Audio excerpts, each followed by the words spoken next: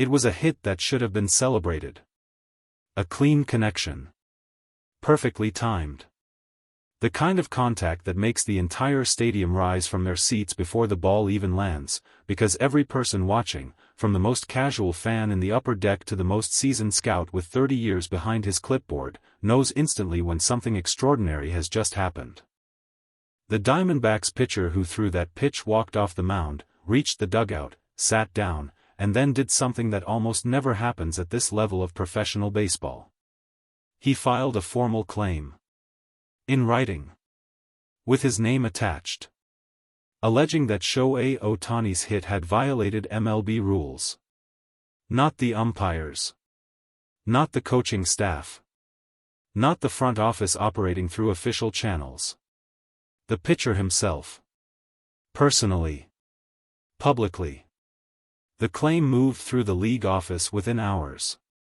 Analysts, officials, and rules experts were pulled into emergency consultations. And then MLB did something that made the entire sport stop and pay attention. They issued a statement. Not a dismissal. Not a routine acknowledgement that the claim had been received and would be reviewed in the standard window. A formal, specific, carefully worded statement, the kind the league reserves for moments when something genuinely significant has occurred and silence is no longer an option. What that statement contained shocked everyone who read it. And what it revealed about the rules, the player, and the lengths people will go to find an explanation for something they cannot accept, will change how you watch this sport for the rest of the season. Before anything else, it is worth pausing on the decision itself. A professional pitcher filing a personal, formal, public claim against a specific opposing player's hit is not something that happens in the normal course of a baseball season. It is not something covered in standard media training. It is not something agents encourage. It is not something front offices typically sanction, because the moment a player puts his name on a document alleging a rule violation by a specific opponent, he has made himself the story in a way that is almost impossible to walk back. If the claim is upheld, he becomes the player who caught something nobody else caught. A footnote in a controversy. If the claim is rejected, which is the outcome the vast majority of rules experts predicted within minutes of the story breaking, he becomes the player who tried to use the rulebook to erase a moment of genuine greatness. And that reputation, once established, tends to follow a player for the rest of his career. So why would someone take that risk? The honest answer, the answer that people inside the sport will give you privately even if they won't say it publicly, is that there are moments when a player faces something so far beyond what he prepared for, so far outside the range of outcomes he considered possible when he designed his approach to a specific at-bat, that the mind reaches for any available explanation other than the simplest one. The simplest one being, the other person is just better. That explanation is available. It is accurate. It is supported by every data point, every measurement, every frame of footage from every camera angle in the stadium. But it is also, for a competitor at this level, a person who has spent his entire professional life believing that preparation and execution can neutralize any opponent, genuinely difficult to accept. So the mind looks elsewhere. And sometimes, the mind finds the rulebook. The specific claim centered on a provision in MLB's equipment regulations, a provision that, when explained in plain language, sounds almost impossibly technical for something that produced a moment of such obvious, visible athleticism. The pitcher alleged that the bat used on that specific hit contained a modification to its handle composition that fell outside the approved specifications for professional play. Not the barrel, the part of the bat that actually makes contact with the ball. The handle. The grip area. The part of the bat that the rules governing ball exit velocity outcomes have the least direct connection to. Rules experts contacted by multiple outlets in the hours following the claim's filing were, to put it diplomatically, skeptical. One analyst with 2 decades of experience in equipment oversight described the specific provision being cited as one of the most rarely invoked rules in the entire MLB rulebook, not because it is unimportant, but because the equipment certification process that all professional bats go through before they are approved for game use is specifically designed to catch exactly the kind of violation being alleged. A bat that passed certification, as this bat had, as all of Ohtani's equipment does, as a matter of standard operating procedure for a player of his profile, would require evidence of post-certification alteration to make the claim viable. No such evidence was presented in the initial filing. What was presented, instead, was something more unusual, a statistical argument. The pitcher's claim included a data appendix. Exit velocity figures. Launch angle calculations. Historical comparison data pulling from 3 full seasons of at-bats against similar pitch types in similar counts. The argument, distilled to its core, the numbers produced by this hit were so far outside the statistical range associated with bats of the certified specification that the bat certification itself should be called into question. In other words, it wasn't a legal claim built on evidence of tampering.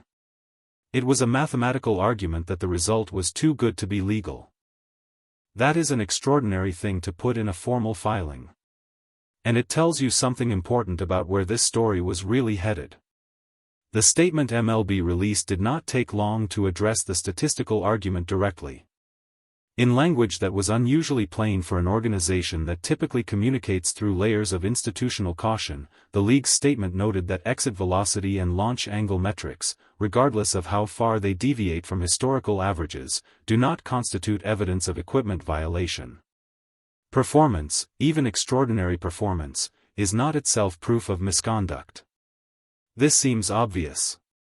But the fact that MLB felt compelled to state it explicitly tells you how seriously the claim had been taken in certain circles, and how carefully the league needed to shut down a line of reasoning that, if left unaddressed, could establish a dangerous precedent. The precedent being, that being too good is itself suspicious. The statement went further. It confirmed that the bat in question had been inspected, formally, by the Equipment Standards Department, and had been found to meet every specification required for professional play. No modification. No violation. No basis for disciplinary action of any kind. But here is the part of the statement that nobody anticipated. Instead of simply closing the matter there, instead of issuing the standard concluding language that signals a case has been reviewed and dismissed, MLB added a final paragraph. A paragraph that addressed not the bat, not the hit, not the equipment specifications. A paragraph that addressed the act of filing. The league stated clearly that formal claims made without substantive evidence of violation, claims that rely solely on the exceptional nature of a performance as their foundation, would be subject to review under the league's guidelines governing conduct detrimental to the integrity of the game. In plain language, MLB had just put the pitcher on notice. The investigation into the hit was closed.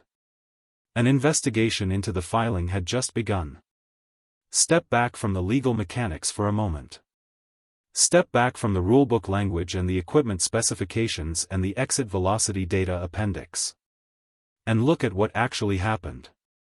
A professional athlete, a highly skilled, highly trained, highly competitive professional athlete who has spent years developing his craft to the point where he competes at the highest level of his sport, faced a moment of such complete, undeniable excellence from an opponent that his response was to reach for a rulebook and try to find a way to make it not count. That is not a story about rule violations. That is a story about the psychological weight that a certain kind of greatness places on the people competing against it.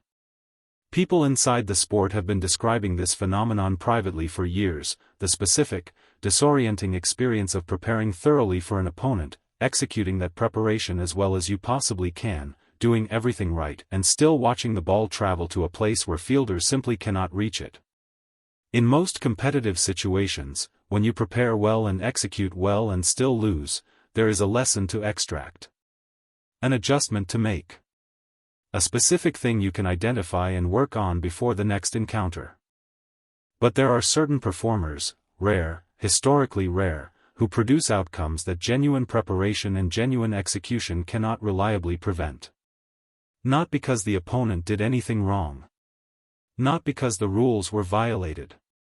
But because the gap in ability, in the particular moment, was simply too large for the standard tools of competition to bridge.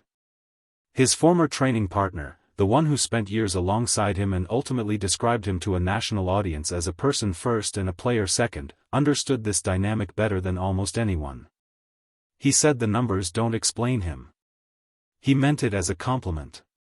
But it is also, for the people on the other side of those numbers, something closer to a problem. A problem that apparently, in this case, someone decided to bring to the league office. With MLB's investigation into the filing now formally open, the conversation inside the sport shifted quickly from the claim itself to the question of consequences. The guidelines governing conduct detrimental to the integrity of the game are intentionally broad. They are designed to give the league flexibility to respond to situations that the rulebook-specific provisions did not anticipate, situations exactly like this one, where the issue is not a clearly defined violation but a pattern of behavior that, if left unaddressed, could damage the credibility of the competitive environment. Filing a claim without substantive evidence, against a backdrop of previous incidents involving scrutiny of the same player, creates exactly that kind of pattern. Legal analysts following the case noted that the league's decision to specifically invoke the integrity guidelines, rather than simply dismissing the claim and moving on, signals an intention to treat this as part of a larger picture rather than an isolated incident. Individual incidents get dismissed. Patterns get investigated. And investigations, under these specific guidelines, carry the possibility of consequences that extend well beyond a fine. Suspension. Mandatory review periods. Formal conduct agreements that restrict certain types of communication and formal filings for specified periods. These are the tools available to the league when it concludes that a pattern of behavior has crossed from competitive frustration into something that threatens the integrity of the game itself. Whether those consequences ultimately arrive, and at what severity, depends on what the investigation uncovers about the decision-making process behind the filing. Who was consulted? What evidence, if any, was reviewed before the claim was submitted? Whether the statistical argument was genuinely believed to have merit or was constructed after the fact to provide cover for a filing motivated by something else entirely. Those are questions the league office is now formally asking. And the answers, when they come, will tell the sport something important, not just about this specific situation, but about where the boundaries of competitive frustration end and conduct genuinely detrimental to the game begins. A pitcher filed a claim. The league investigated. The bat was clean. The hit was legal. The statement was issued. And now the investigation has turned around, pointing not at the player who produced the extraordinary moment, but at the person who decided that extraordinary was the same as illegal. In the short term, this story will generate takes and debates and social media arguments that will burn hot for a week and then fade into the background noise of a long season. That is how these things go. The news cycle moves. The next controversy arrives. The specific details of this specific filing become trivia that only the most dedicated followers of the sport can recall a year from now. But the underlying story, the one that this incident is a chapter of, not the entirety of, does not fade. It is the story of a player who exists so far outside the normal parameters of what this sport expects that the people competing against him keep reaching for explanations that don't hold up. Equipment violations. Rule technicalities. Statistical arguments dressed up as legal claims. None of it has produced a finding of wrongdoing. All of it has produced, instead, a growing record of a sport struggling to process something it has not encountered before. His former training partner said it most clearly, in the simplest possible language, in a conversation that has been referenced every time a new chapter of this story opens. He said, when you speak with him, he has a humility that suggests he still has room to improve. That humility is what makes the accusations so jarring. You cannot be both the player these filings describe, scheming, cheating, gaming the system, and the person that everyone who has spent real time with him consistently describes. Those two pictures do not fit in the same frame. The investigation will conclude. The consequences will be assigned. The season will continue. And he will be in the facility before sunrise. Running his routine. Eating his prepared meals. Studying the next opponent with the same focused attention he has brought to every opponent since he was a teenager, counting rice portions and building systems around himself that nobody asked him to build. The claim has been dismissed. The greatness remains. And no rulebook, no matter how carefully someone searches through it, contains a provision for that.